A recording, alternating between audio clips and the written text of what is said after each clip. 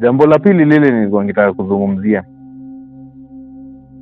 si jambo likubwa, lakini kwa muonekano linakaa ni jambo likubwa sana na litaleta utata sana katika mambo ya dini. Juzi kuna shehe ambaye kwamba alijipiga kifua mbele ya watu wakisema ya kwamba, shehe wa Kiislamu anasema ya kwamba wanawake wanafaa kutumiwa kinyume na maumbile. Swali linakuja kwa nyinyi Waislamu, wanawake wanafaa kutumika kinyume na maumbile? Kama kwa kitu ya kwanza, kama una support hiyo, andika hapo kwenye comment, sema wewe unaisupport. Kama unajua uisupport, andika hapo kwenye comment. Manake alikuwa tubaka aya katika Qur'an, katika suratul Baqara kuna aya ambayo kwamba inasema wanawake ni mashamba zenyu, watumieni mnavyotaka.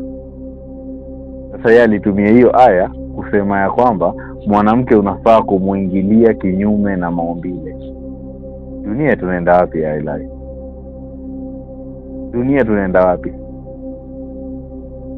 Ikiwa mtu kama huyo amezoea kumuingilia mke wake kinyume na maumbile, amezoea kumuingilia mke wake kinyume na maumbile, je, siku ambayo kwamba labda atakosana na mke wake atafanyaje?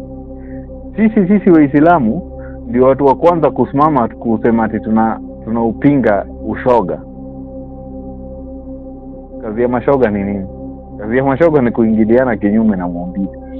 Kazi ya mashoga ndio hiyo, kuingiliana kinyume na maumbile. Je, tuangalie ushoga umeanzia wapi?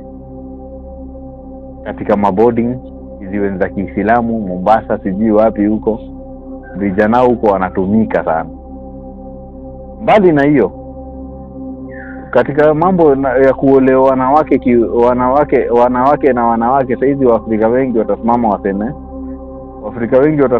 waseme hii kitu haifai, tumeletewa na wazungu gani? Jamani, tujaribu kuchunguza historia ya Afrika.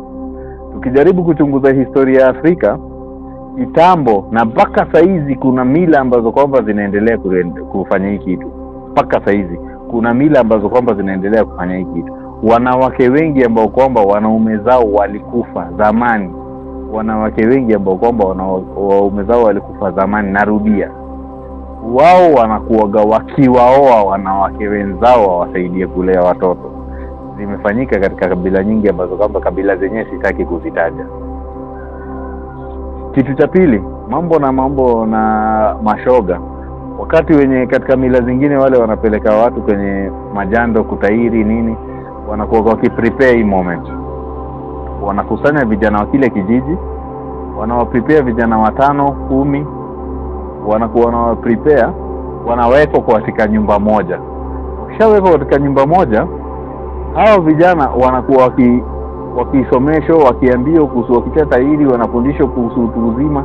Sasa wakishawekwa katika ile nyumba moja, wale vijana wanakuwa na mentality, kesho kutwa tutakuwa tuna muda mwingine.